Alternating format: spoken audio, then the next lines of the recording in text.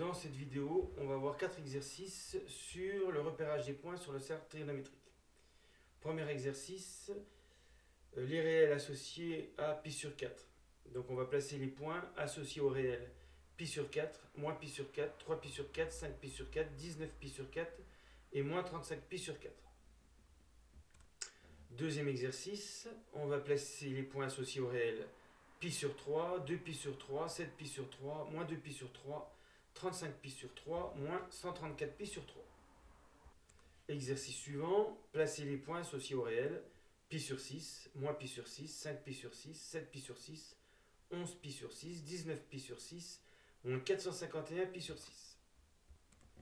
Et on termine par le cas général. On place x entre 0 et pi sur 2. Ensuite, il faut placer moins x, pi plus x, pi moins x.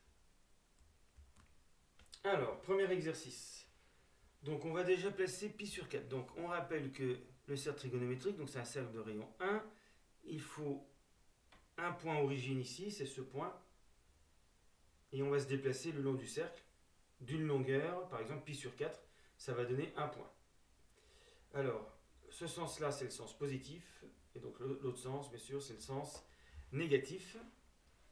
Alors, sachant que le périmètre du cercle, c'est 2pi, pour faire un quart de tour, il faut se déplacer de pi sur 2 le long du cercle. Pour faire un demi-tour, il faut se déplacer de pi. Dans le sens indirect ici, on retrouve ce point, donc qui est associé à moins pi sur 2. Donc ça a été déjà vu dans des vidéos précédentes. Alors, pi sur 4, c'est la moitié de pi sur 2. Pi sur 2, non seulement c'est la longueur de l'arc, mais c'est aussi l'angle en radians. Pi sur 2 radians. Donc pi sur 2 radians, c'est 90 degrés. Donc pi sur 4, c'est la moitié, ça va faire pi sur 4 radians égale 45 degrés. Donc en fait, il faut prendre la bissectrice si on veut de l'angle.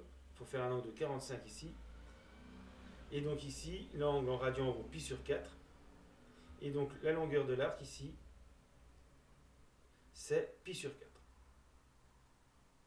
Une fois qu'on a trouvé pi sur 4, on peut déjà trouver d'autres valeurs par symétrie. Donc on fait le symétrique de ce point par rapport à l'axe vertical. Et on trouve, donc ici par symétrie on a le même arc. Mais comme on est avant pi, on fait pi moins pi sur 4, ça fait 3 pi sur 4. Donc on a trouvé un deuxième point rapidement.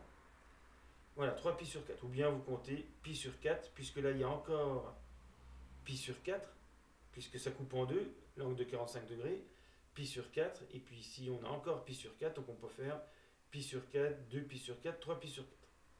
Mais pour l'obtenir rapidement, il faut faire le symétrique de pi sur 4 par rapport à l'axe vertical. Ensuite, on continue les symétries, donc là c'est par rapport à l'axe horizontal.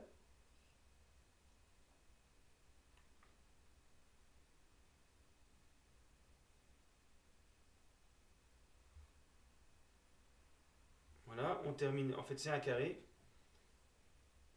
Donc là, pi sur 4, donc ça ne rejoint pas très bien, mais c'est pas grave. Ici, c'est un seul point, bien sûr.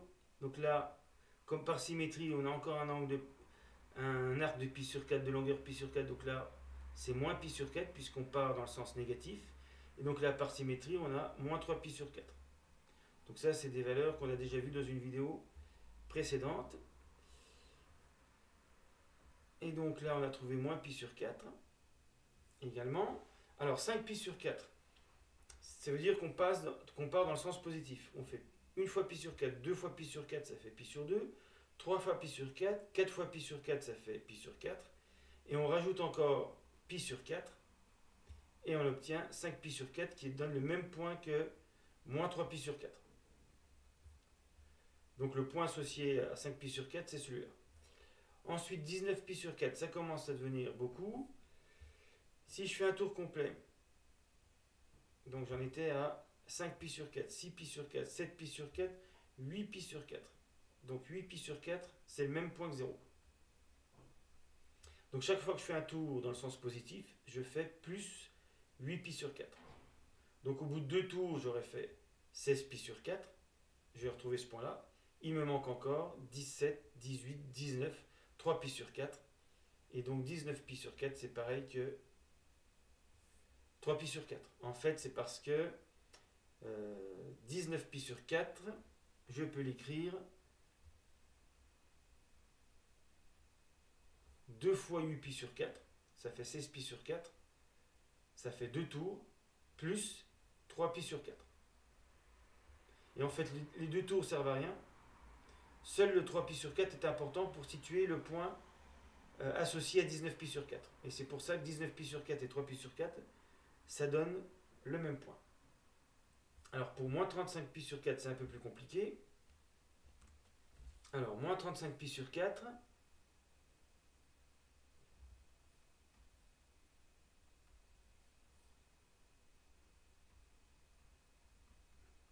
il va falloir aller dans le sens inverse. Chaque fois qu'on fait un tour, on fait moins 8 pi sur 4 cette fois-ci, puisqu'on est dans les négatifs, on va dans le sens négatif. Et donc, il va falloir multiplier assez de tours pour atteindre moins 35 pi sur 4. Donc, un tour, moins 8 pi sur 4. Deux tours, encore moins 8 pi sur 4, etc. Alors, il faut faire combien de tours pour arriver le plus proche possible de moins 35 pi sur 4? Eh bien, il faut faire 4 tours. Moins 8 pi sur 4 fois 4, ça fait moins 32 pi sur 4. Donc, en partant de 0 et en faisant 4 tours, j'arrive à moins 32 pi sur 4. Il me manque encore 3 pi sur 4 pour arriver à moins 35 pi sur 4, puisqu'en faisant 4 tours, j'arrive à moins 32 pi sur 4. Il me manque encore 3 pi sur 4. Donc, je suis arrivé à l'origine et je refais moins 3 pi sur 4. Alors, pour trouver le nombre de tours, parfois on divise donc 35, il faut le diviser par 8. Puisque c'est le nombre de fois 8 pi sur 4 qui nous intéresse. Ça fait 4 fois 8, 32, ça veut dire qu'il faut faire 4 tours. Et puis, il va rester 3. Donc ça, c'est le reste. C'est ça qui donne le 3 pi sur 4. Donc par exemple, on a la division nous donne 35 égale 8 fois 4 plus 3. Mais c'est moins 35 qui nous intéresse. Moins 35 égale moins 8 fois k plus 3. Moins 3 même. Et on multiplie par pi sur 4, ça fait moins 35 pi sur 4.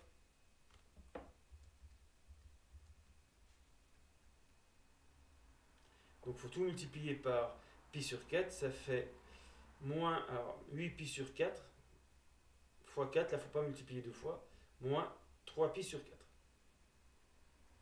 Voilà.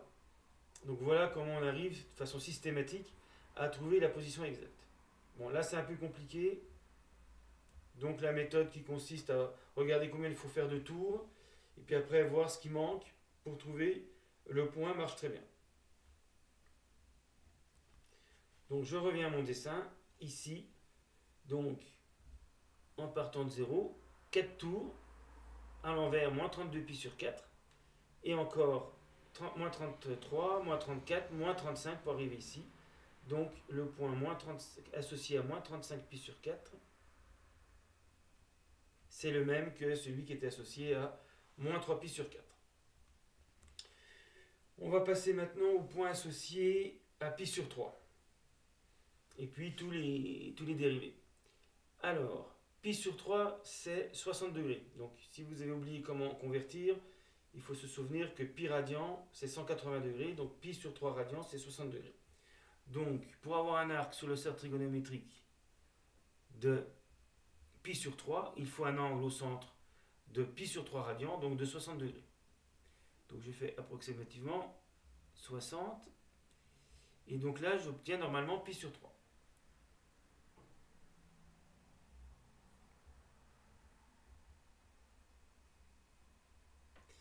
Alors, une méthode plus rapide pour trouver cet angle, cette valeur. Ici, on a un triangle équilatéral. Parce que le rayon, ici, c'est 1, donc c'est déjà un triangle isocèle. Et en plus, là, on sait qu'on a 60 degrés, pi sur 3 radians. Donc, un triangle isocèle avec un angle de 60, où que l'angle de 60 se situe, c'est un triangle équilatéral. Ce qui veut dire que sa hauteur, c'est aussi sa médiane. La hauteur ici, si je fais l'angle droit, la projection orthogonale, ici, ça passe par le milieu de OA. Donc A associé à 0, pi sur 3. Donc le plus simple, ici, c'est de découper, de prendre le milieu de OA, de remonter jusqu'au cercle, et on trouve pi sur 3. Une fois qu'on a pi sur 3, on termine le rectangle associé. Donc par symétrie, ici, on fait la symétrie par rapport à l'axe vertical. Et puis après, on complète. Alors, là, on va prolonger la hauteur tout simplement pour faire la symétrie par rapport à l'axe horizontal. Et on termine le rectangle.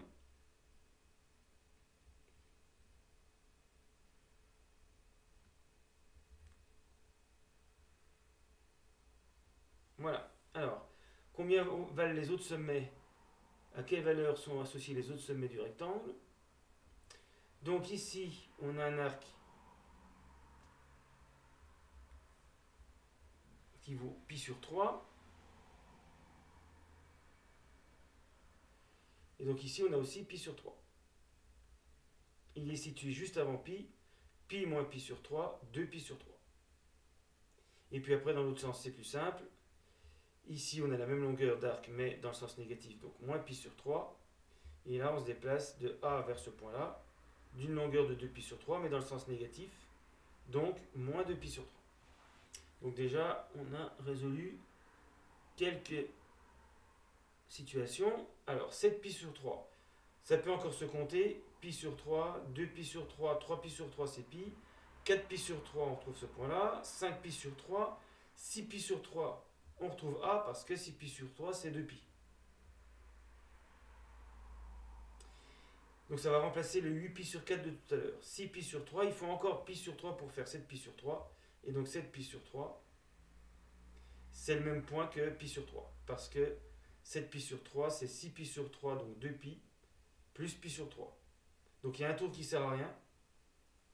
Et on refait pi sur 3 pour trouver 7 pi sur 3. Donc voilà pour 7 pi sur 3. Alors là c'est pareil, 35 pi sur 3, ça commence à devenir important.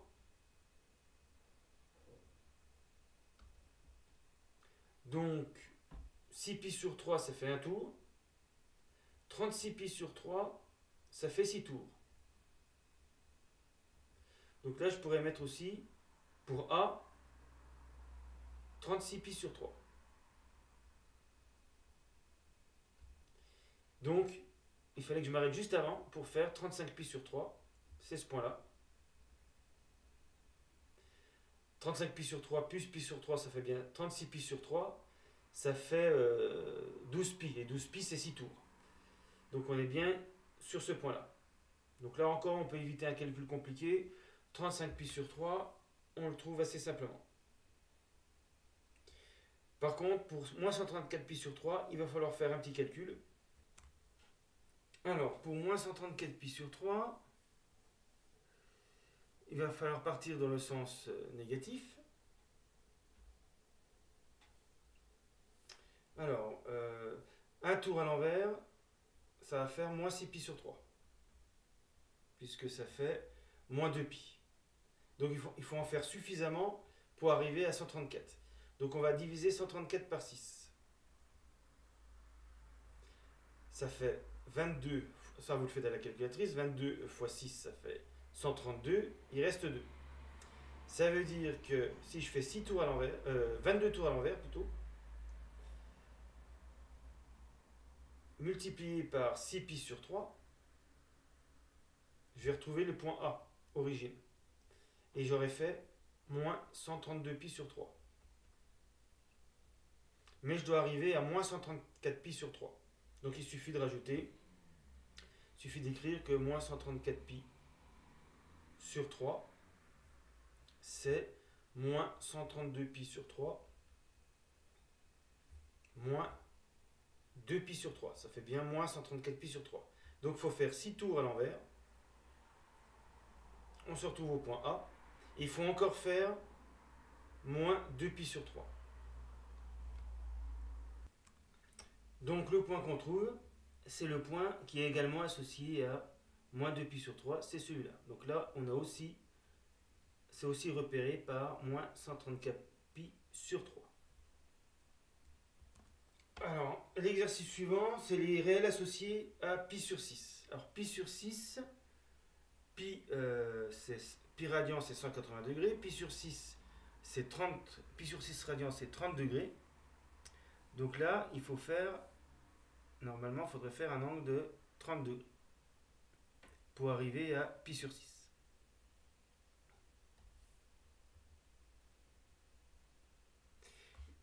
Mais 30 degrés, c'est le complément de 60. Donc ici, on a 60 degrés. Et donc là encore, on se retrouve avec un triangle équilatéral. Et donc sa hauteur, c'est aussi sa médiane.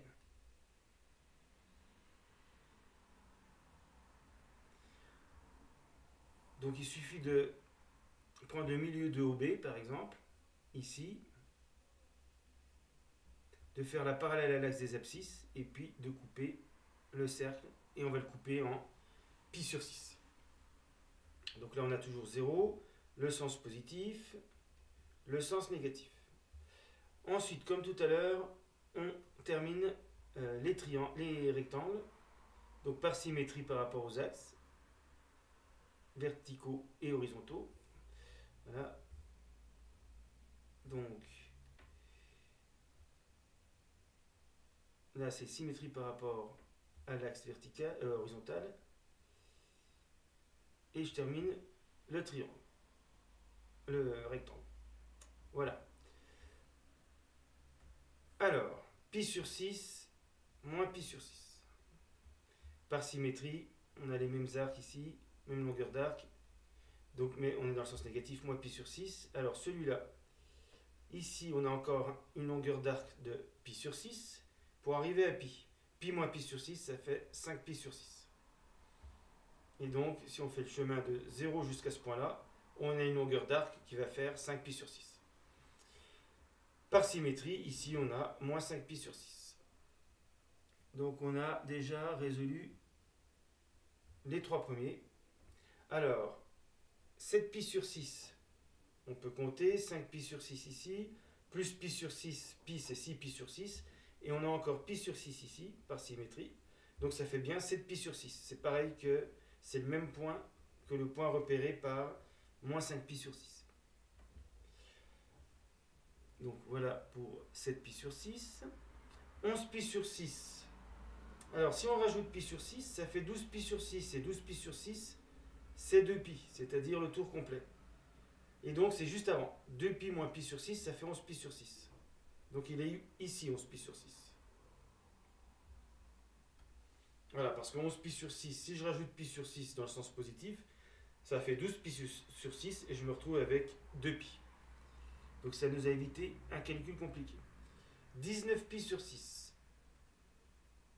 Alors si je fais un tour complet, 2 pi c'est 12 pi sur 6. Il manque 7 pi sur 6. Donc je fais un tour complet et je refais 7 pi sur 6 et je retrouve le point associé à 7 pi sur 6 ou à moins 5 pi sur 6. Donc 19 pi sur 6, pas besoin de calcul très compliqué non plus. Par contre, moins 451 pi sur 6, là ça va être beaucoup plus compliqué. Alors, pour moins 451 pi sur 6, chaque fois qu'on fait un tour à l'envers, pour retrouver le point A, on fait moins 2 pi, c'est-à-dire moins 12 pi sur 6. Donc il va falloir diviser 451 par 12 pour savoir le nombre de tours à l'envers qu'il faut faire. 451 fois 12, divisé par 12, ça fait environ un peu plus de 37.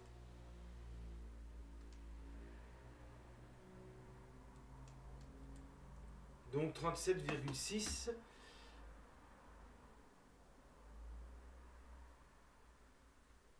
Et donc 37 fois 12 ôté de 451, il reste 7. Donc je vais faire 37 tours à l'envers. 1, 2, 3, 4, 5, 6, 7, 37. Et ça va me faire moins 37 fois 12 pi sur 6. Mais 37 fois 12, c'est 444. Ça va faire moins 444 pi sur 6. Donc je suis au niveau du point A. Et je n'ai fait que moins 444 pi sur 6. Il faut encore faire moins 7 pi sur 6.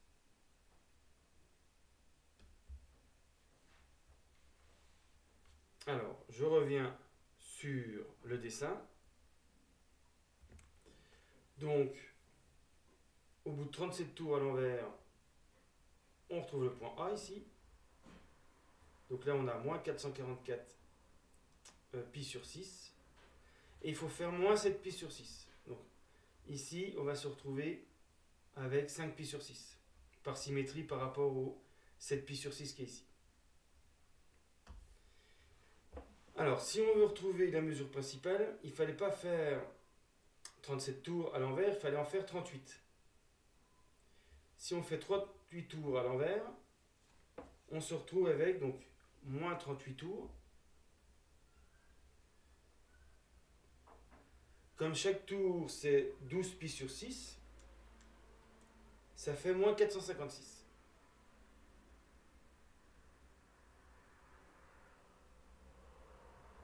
Donc A c'est aussi moins 456 pi sur 6. Mais là on a été trop loin, on a fait trop de tours à l'envers.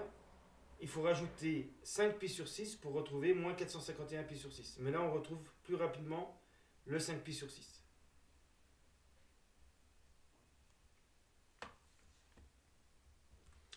Voilà, donc au lieu de prendre 37, il valait mieux prendre 38.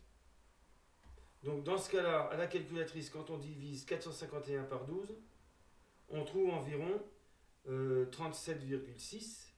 Il faut arrondir au plus proche 38. Comme ça, on est sûr après de trouver la mesure principale. Donc on fait moins 38 fois 12 pi sur 6, ce qui donne moins 451 pi sur 6. Il faut rajouter 5 pi sur 6 pour trouver moins 451 pi sur 6. Et donc, les 38 tours à l'envers ne servent à rien. Ce qui compte, c'est le 5 pi sur 6. Et donc, il faut prendre le point associé à 5 pi sur 6. Alors, les exemples qu'on vient de voir sont des cas particuliers du cas général qu'on va voir maintenant. Si on place un point associé à x, ça veut dire qu'ici, par exemple, on a x comme longueur d'arc, ou bien l'angle vaut ici x radians. Puisque on a vu que x, on prenait entre 0 et pi sur 2. Ça veut dire que ici, on est forcément sur le quart de cercle entre 0 et pi sur 2. Alors, on termine le rectangle comme d'habitude par symétrie. Ici, comme on a x, ici on a aussi une longueur de x, mais juste avant pi. Donc là, on a pi moins x. Alors là, c'est dans le sens positif. Dans le sens négatif, par symétrie, ici on retrouve le même arc, mais comme on est dans le sens négatif, on met moins x. Alors, le dernier, ça va être pi plus x. Alors, par symétrie, on a plutôt l'habitude de dire que c'est l'opposé de pi moins x, c'est-à-dire moins pi moins x, ce qui donne moins pi plus x. Mais si on fait un tour complet, on va rajouter 2pi, ce qui va donner pi plus x. C'est pareil. Moins pi plus x ou pi plus x, c'est pareil. Une autre façon de le voir, c'est que ici on a x. Là, la diagonale du rectangle passe par le sens. Alors si c'était bien fait, ça serait aligné. Voilà. Et donc là, on a 180 degrés, donc pi radian. Ce qui veut dire qu'ici, c'est un demi-cercle entre ce point et ce point. On a un demi-tour. Comme là on a x, il faut rajouter pi pour aller à ce point, donc c'est bien pi plus x. Donc ça c'est le rectangle de façon générale associé à x. Voilà, fin de la vidéo.